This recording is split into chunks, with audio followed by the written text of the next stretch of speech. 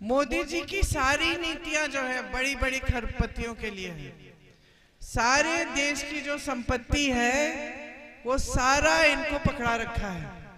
देश के बंदरगाह, देश के हवाई अड्डे, देश का कोयला, देश का बिजली, देश का पावर, सारा बड़े बड़े खरबपतियों को दे रखा है और उनके 16 लाख करोड़ रुपए माफ भी कर दिए। अब आप मुझे बताओ, बड़ा खरबपति कर्ज लेता क्यों है? वो तो उसके पास हजारों करोड़ रुपए है। वो कर्ज इसलिए लेता है कि उसका बिजनेस बड़ा हो जाए। पहले से हजारों करोड़ बन रहे हैं और थोड़े बन जाए हजारों।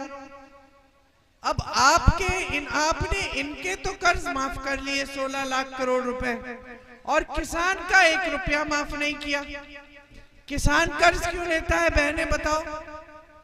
बच्चे की शादी होती है, बच्चे को पढ़ाना है, कोई बीमार पड़ जाता है, खेत का नुकसान हो गया, बाढ़ आ गई, भुगतान नहीं हुआ, तभी कर्ज लेता है।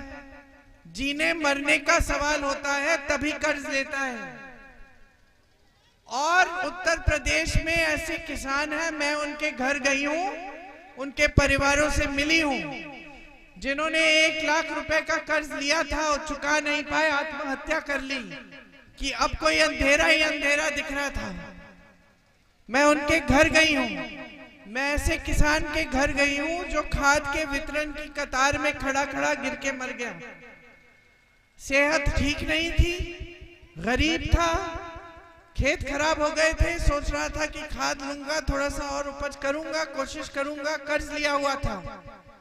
घर नहीं आया 2-3 दिन के लिए, क्योंकि सोचा मैं यहां से हट जाऊंगा तो कहीं खाद का वितरण हो जाए, मुझे मिलेगी नहीं। बेटी गई कहने के लिए पानी पी लो, पिताजी कुछ खा लो, आ जाओ घर, मना किया, वहीं पे गिर के मर गए। ये स्थिति है आपकी। और वहां बड़े बड़े खरबपति ऐसा जश्न मना रहे हैं, उनकी शादियां आपने देखी, वीडियो आए थे, देखी। अब मैं ये नहीं मना कर रही कि भाई तुम्हारे पास पैसे हैं, चलो मनाओ, जश्न करो, शादी, लेकिन अगर सारी संपत्ति देश की है और तुम्हें कर्ज माफ हो रहे हैं और देश का किसान खाई में है और उसका कर्ज माफ नहीं हो रहा है, तो ये बात बहुत गलत है, बहुत गलत बात है। आज जो आप सबके साथ हो रहा है वो अन्याय है पूरी तरह से। आप बड़ा करते हैं बच्चों को, मेहनत कर करके बच्चों को पढ़ाते हैं। आज देखिए, कोई भी ऐसा परिवार नहीं है जो अपने बच्चों को नहीं पढ़ाना चाहता। वो गया जमाना जिसमें बच्चा जैसा ही बड़ा होता है उसको खेती में मजदूरी कराओ, वो जमाना गया। अब छोटा सा छोटा गांव होगा, गरीब से गरीब परिवार होगा, वो चाहेगा कि अपना बच्चा शिक्षित बने और रोजगार लाए ताकि भविष्य मजबूत बने। तो आप खूब पढ़ाते हो, लिखाते हो, मेहनत करते हो, कर्ज भी ले लेते हो इसके लिए, लेकिन बच्चा पढ़ लिख के भी क्या करे? बीएससी है, बीटेक है, एमएससी है, फिर भी बेरोजगार है, फिर भी रोजगार नहीं मिल रहा है। तो ये परिस्थितियां क्यों बन रही हैं देश में? क्योंकि मोदी जी की जो 10 साल की सरकार है और योगी जी की जो 10 साल की सरकार है, वो सिर्फ बड़े बड़े खरबपतियों के लिए सारी नीतियां बना रहे हैं। समझ लीजिए, आप खरीद रहे हैं गैस 1120 रुपए में, कर्नाटका और तेलंगाना में पता करिए 500 रुपए का गैस सिलेंडर है। वहां की महिलाएं हैं जो हमारी सरकार है, हमारी सरकार आज 3 प्रदेशों में है, कर्नाटका, तेलंगाना, हिमाचल प्रदेश। हर गरीब परिवार की सबसे बड़ी महिला के खाते में 2000 रुपए हर महीने डाले जा रहे हैं। सरकार डाल रही है, हमारी सरकार डाल रही है। महिलाएं कर्नाटका में मुफ्त की यात्रा कर रही हैं, बस में जाती हैं, मुफ्त होता है, 1 पैसा नहीं देना पड़ता, खिल रही हैं, तीर्थ यात्रा जा रही हैं, मायके जा रही हैं, रिश्तेदारों से मिलने जा रही हैं, 1 पैसा नहीं देना पड़ता। हमारी वहां पे सरकार थी छत्तीसगढ़ में, ये आवारा पशु की जो आपकी समस्या है वहां पे हल कर ली, वहां पे मजबूत गौशालाएं बनाई, उसमें पानी, चारा, सब सुविधाएं दी। गौशालाओं के साथ महिला के स्वयं सेवा समूह जोड़ दिए, तो महिलाओं को रोजगार वहीं गौशालाओं में दिया, जो दूध मिल रहा था उससे नई नई चीजें बनाना, उनकी पैकेजिंग करके उनको बेचना। महिलाएं गौशालाओं से ही 60-70 हजार रुपए कमा रही थी।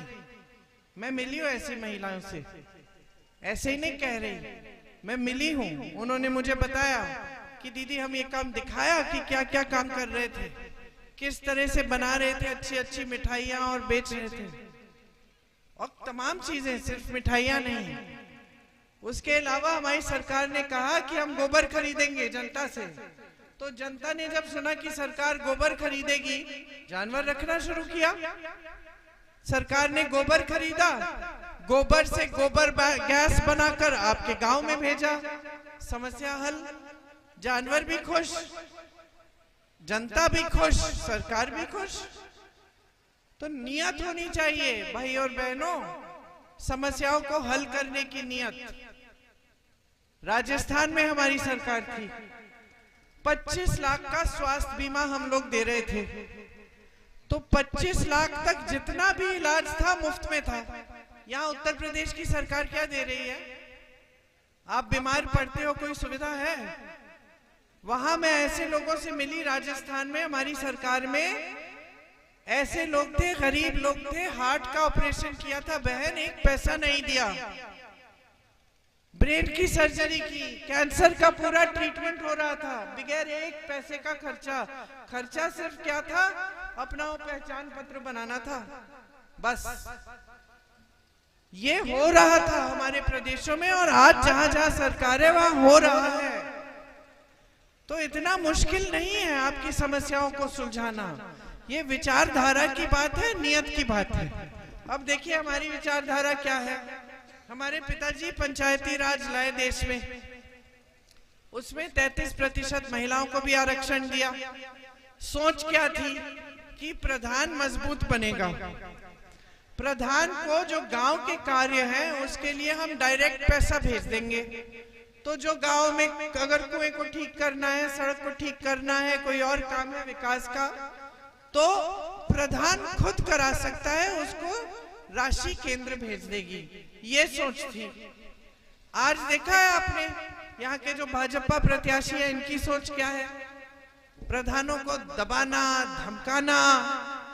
एक निर्णय नहीं ले सकता प्रधान स्वतंत्रता से। वो निर्णय लेगा कि उसको यहाँ काम कराना है, तो ये लोग दबाव डालेंगे कि तूने ऐसा निर्णय कैसे ले लिया। आके मारपीट होगी, दबंगई होगी।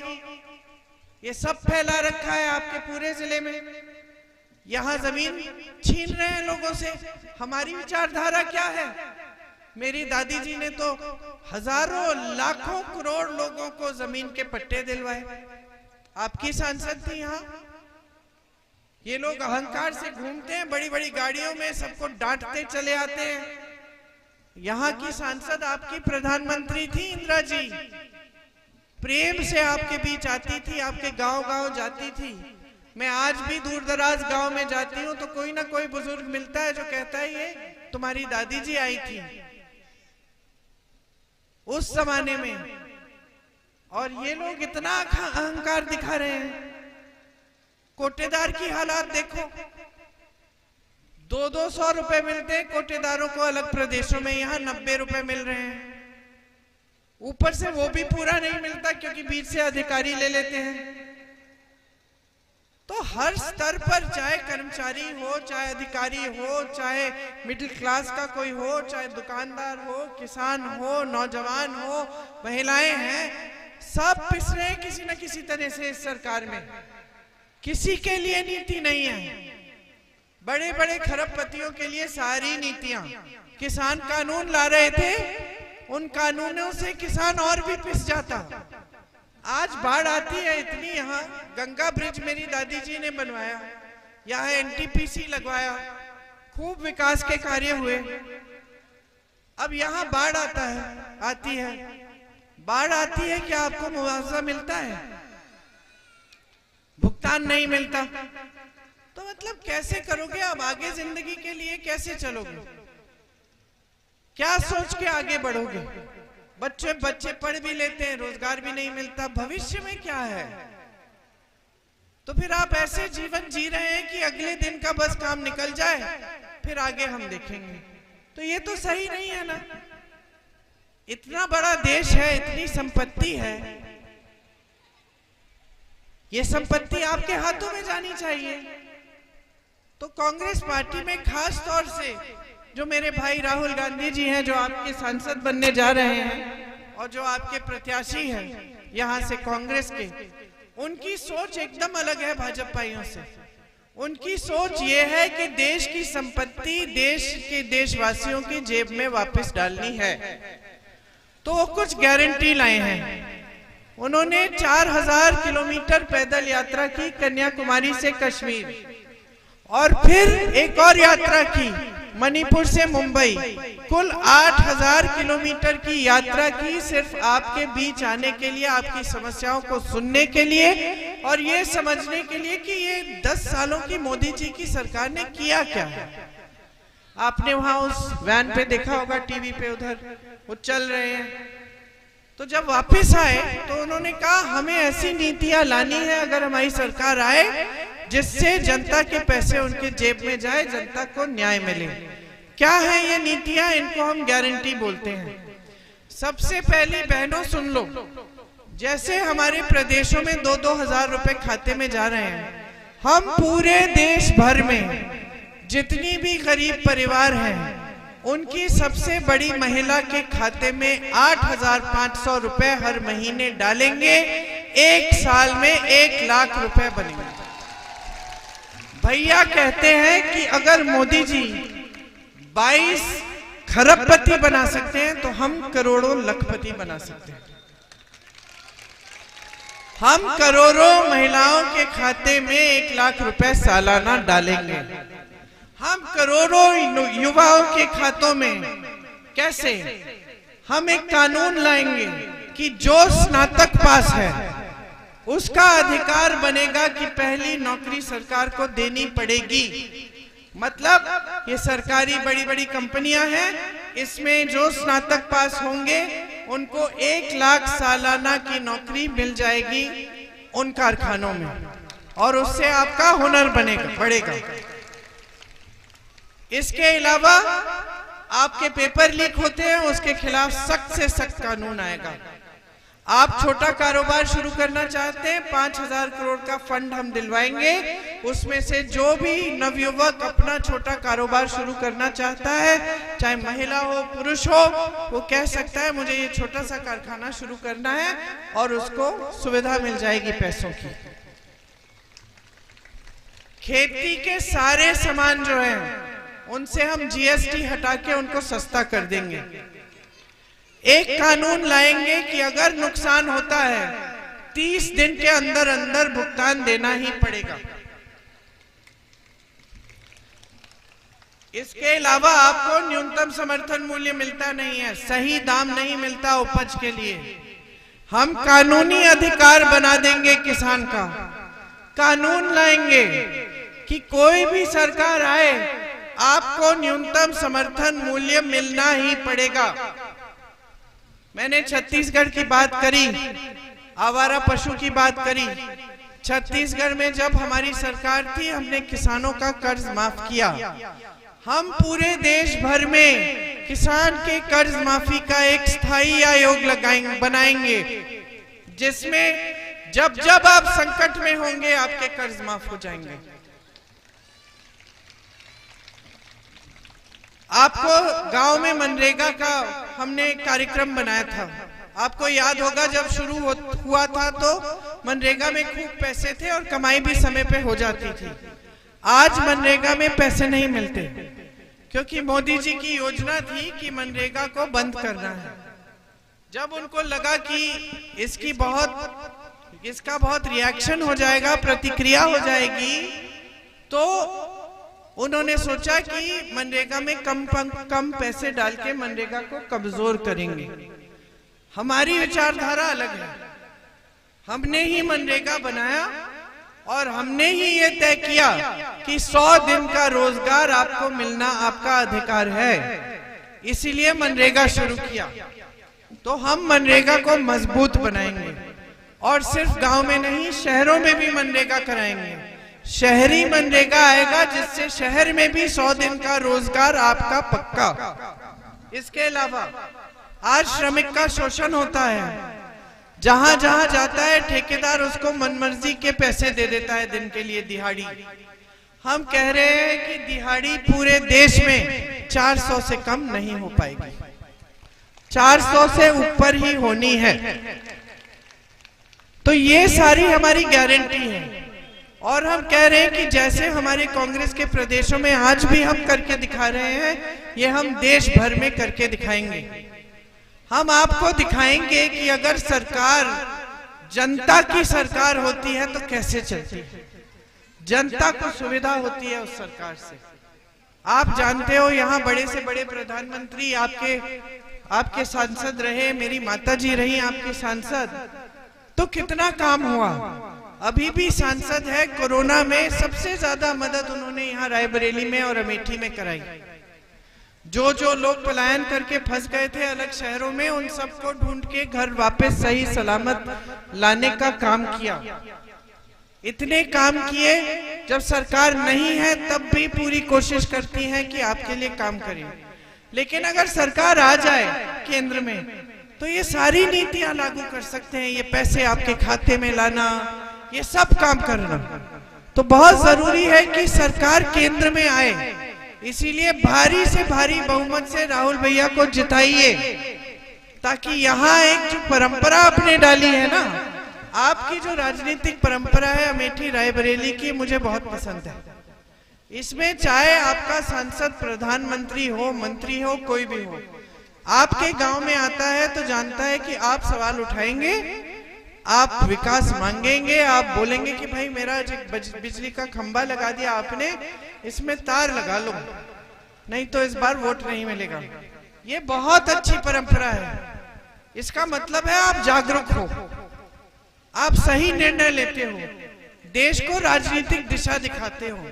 आपकी पुरानी परंपरा है, 103 साल पहले यहाँ के किसानों ने आंदोलन किया था, और जब वो आंदोलन हो रहा था तब मेरे परिवार के सदस्य यहाँ आए, पंडित जी जवाहरलाल नेहरू, ये सुन के कि भाई देखो रायबरेली क्षेत्र में किसान, गरीब किसान आंदोलन कर रहा है इतने बड़े साम्राज्य के खिलाफ। तो वो आए, अंग्रेजों ने नाकाबंदी की हुई थी सब जगह, वो ट्रक में भेड़ों के नीचे छुप के आए, मिले यहाँ किसान नेताओं से, मिलकर आंदोलन किया, यहीं पे सबसे पहले गिरफ्तार हुए, और वहां से एक रिश्ता शुरू हुआ आपके बीच और हमारे परिवार के बीच। और ये सेवा का रिश्ता है, समर्पण का रिश्ता है, प्यार और समर्थन का रिश्ता है। आप संकट में होते हो, हम सेवा करते हैं, हम संकट में होते हैं, आप मदद करते हैं। तो ये एक पुराना रिश्ता है, इसी को निभाने के लिए आज राहुल जी आपके प्रत्याशी बने हैं। उनको भारी से भारी बहुमत से जिताइए। भगवान करे हमारी सरकार केंद्र में आए तो ये सारी नीतियां लागू हों और आपको लखपति बना पाए भैया। और मैं हवा में नहीं कह रही हूँ, ये चीजें हमने करके दिखाई हैं, आज हो रही हैं, इसलिए कह रही हूँ, तो जान लीजिए। और बहने, एक और बात है, ये भाजपा के जो कार्यकर्ता हैं आपके घरों में आके आपसे कसम खिलवाते हैं कि भगवान के नाम के लिए आप भाजपा पे वोट दो। इसको समझ लीजिए, इस बात को देखिए। भगवान का नाम अलग है, राजनीति और चुनाव अलग है। कोई वोट मांगे ना, अपने काम पे मांगे, काम के आधार पर वोट मांगे। आपके लिए काम किया है, वोट दे दीजिए, नहीं किया है मत दीजिए। कोई भगवान आपको आके ये नहीं कहेंगे कि इस पार्टी को वोट दो, उस पार्टी को वोट दो। भगवान ने हजारों सालों से सारे भगवान, संत, महात्मा, गुरुओं ने क्या कहा? सच्चाई का जीवन जियो, सबके साथ अच्छा व्यवहार रखो, ईमानदारी से कमाई करो, ये कहा है। भगवान ने ये कभी नहीं कहा कि इस पार्टी को विजयी बनाओ या उस पार्टी को अपना वोट दो। आज भगवान आपके सामने आते तो यही कहते, जागरूक बन जाओ, जो अपने जीवन में देख रहे हो उसके लिए जो सुधार आ रही है उसके लिए उसको समर्थन दो। तो जागरूक बनना ही आपकी जिम्मेदारी है इस देश के प्रति। आपकी जागरूकता ने हमेशा इस देश को सही दिशा दिखाई है और देश को बचाया है। ये बात समझ लीजिएगा और कांग्रेस पार्टी को विजयी बनाइए। भैया का जो नंबर है मशीन पे वो तीसरा नंबर है, तीसरे नंबर का बटन दबाइए। जब तक आवाज नहीं आएगी मशीन से तब तक बटन मत छोड़िए और फिर एक पर्चा निकलेगा। तो अगर आपने पंजे पे दबाया है तो पर्चे पे भी पंजा होना चाहिए। ये बहुत जरूरी है, आप ध्यान से देख लीजिएगा और देखना आप भाई भैया को सांसद बनाएंगे तो कितने प्यार से श्रद्धा से आप